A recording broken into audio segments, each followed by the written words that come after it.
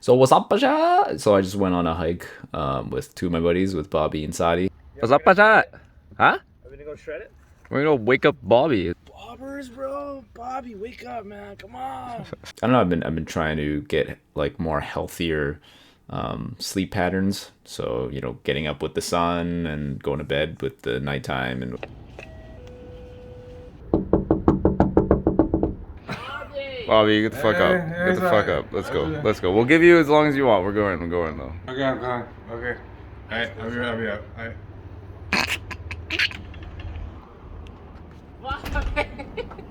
But it's really hard though. It's really hard because you just kind of want to. It's like nighttime and it's like 2 in the morning and you're just on your phone. You just, I don't know. I just get restless. I just really want to do something. I know a lot of people have that where you just can't turn your brain off. Coming in. So this is Bobby's house. The new setup with the TV and the couch. You want to see? Where's your scythe? You gotta show them their scythe. And I always think that it's because I don't really have a thing that I'm super passionate about right now. Because there's time where it was training, like kickboxing. That was something I was really passionate about, and making videos with my buddies, with guys making videos. That other channel I used to run. How'd that go? What do you think? I just spent the last 20 minutes cleaning shit off the floor. Sure wasn't that bad. Also, your girl came in. What? When? Like 5 minutes ago. I told her you're in the washroom. Does she even know who I am? Probably not, because you're kind of a pussy. But she knows you like to go to the washroom now. Why would you tell her that? How'd she look though? Why don't you go in there, talk to her, and find out for yourself? It's kind of weird though. If she's Pussy. okay. Wait, where'd she go? I think the change room. Okay. Wait. You're gonna wait for her? Yeah. Outside the girls' change room? Yeah. Is that weird? No, it's fine. Go ahead. And there's just been times where I've been very passionate about something, and then there's times like now where I don't really have anything that I'm like really addicted to, I guess is the word, in a good way, right? Something that you're so passionate you can't get enough of. You want to come in?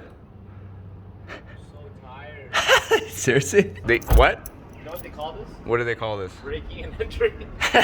The plan was ignore everything, ignore the phone calls and the knocking and the rings on the doorbell, and then just call everybody. He's like, two knocks. My bad, Curt. I told you I might. Hey, what's up?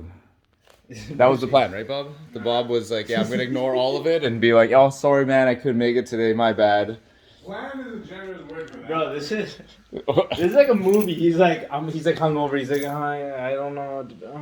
I was trying to, build better, healthier patterns. So trying to sleep better, trying to get more sun, and apparently that has a profound impact on mood. Look at this fucker back in bed.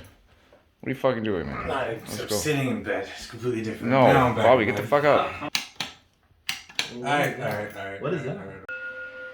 How do you make sure the sound doesn't off like when I do it? What? You're lying. That's twos. Yeah. Yo, can we pray together?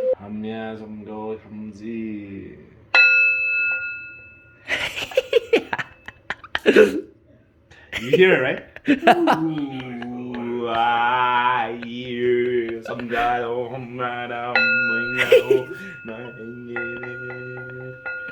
Yo, that's actually hard. What?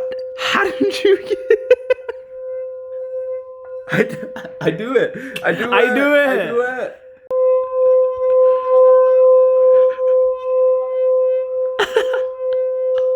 Three, two, one, let's go. Yeah, I don't know. I'm feeling good. Like there's something about hiking and like singing.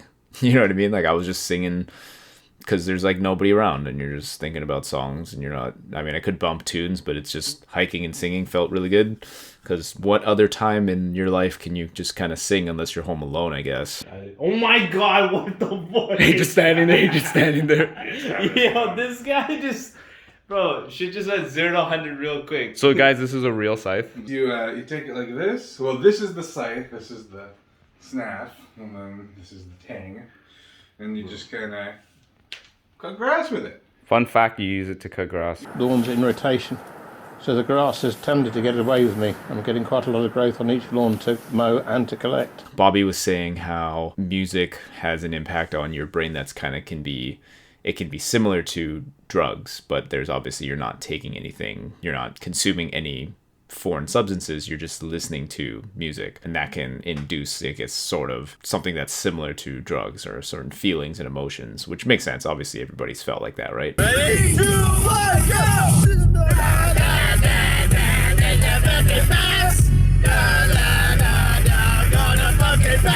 Just the social aspect of like there weren't that many people on the trail, but just the social integration, I guess, is the first thing that comes to mind. So there's a study that was done on the highest the highest predictors of life expectancy. Your social connections, close and kind of distant, I guess you could call them, are the most important predictors of life expectancy. They're the most determining factors. Not even diets that high up, like vaccines are actually pretty high up there, like, you know, getting a flu vaccine. There's all kinds of things on the list that are like obviously good predictors in some ways, but by a large margin, social factors are actually the most dominantly determining factor of how long you're going to live.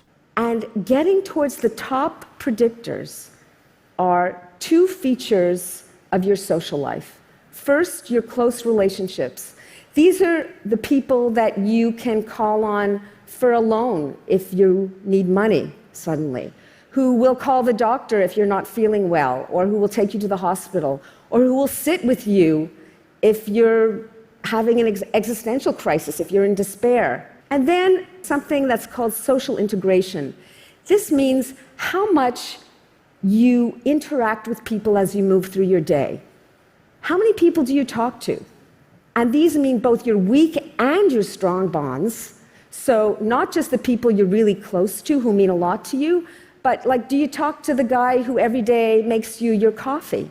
Understandably, because of COVID, I've just been inside a lot, you know, with myself and my thoughts. Like, I'm not like super depressed. I'm maybe like mildly depressed here and there sometimes. Sometimes I have better days than others. You know, today is one of those days where I think, you know, going on the hike, even though it wasn't like a crazy workout or anything, it was just good for me to get outside, get some sunlight, do some exercise, see some friends, see some people. Because it's tough, right? It's tough to like get yourself, like Bobby couldn't even get up today, right? Like normally, like I wouldn't be able to get up, but I just told myself, like, you gotta just get up.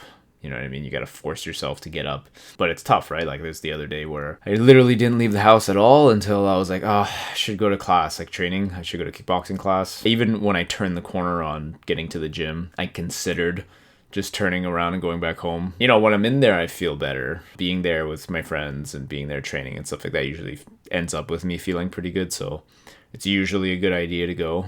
Getting myself there is obviously the toughest thing, right? Like when I'm sitting at home in my room staring at the clock or something, and I'm just like, do I want to go? Huberman said this as well, is like, you can't control the mind with the mind. Like you have to get in your body. You have to do stuff physically, get in your body, because you can't control the mind with the mind, which I think is an important thing to try to realize. We can't use the mind to control the mind. We need tools. And so a lot of the people being grumpy or anxious or depressed, a lot of that, provided it's not for some underlying neurochemical reason that's chronic, a lot of that comes from being poorly rested, from overworked, from feeling like the world is bearing down on us. And so rather than take a subjective view of this, I take the view of objective physiology. What can we do that's anchored to these neuronal systems in our body, in our brain, in our eyes, in our diaphragm, et cetera, and look to those as tools, levers that we can pull on and push and maneuver through life in a way where we start to feel like we have some agency. We actually have some real control because we're controlling the internal landscape. So if your mind isn't where you want it to be, don't start with the mind. Start with your breathing, then which will control your heart rate, which will then allow you to control your mind. So don't think your way out of a moment of stress. Breathe your way out of a moment of stress. That's right. This isn't great. How is this a better view of the cheat? What the hell? To disagree. Just in air, I have no idea, but your Travel the world in 7 seas. Everybody's looking for something. Sweet dreams are made of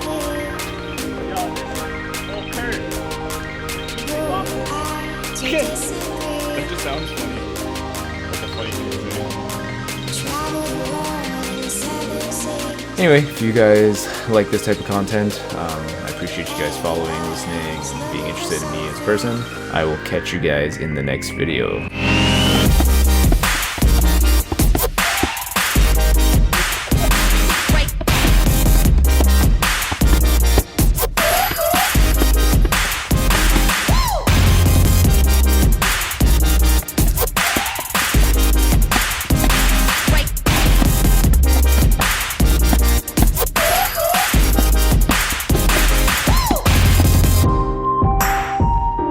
Yeah.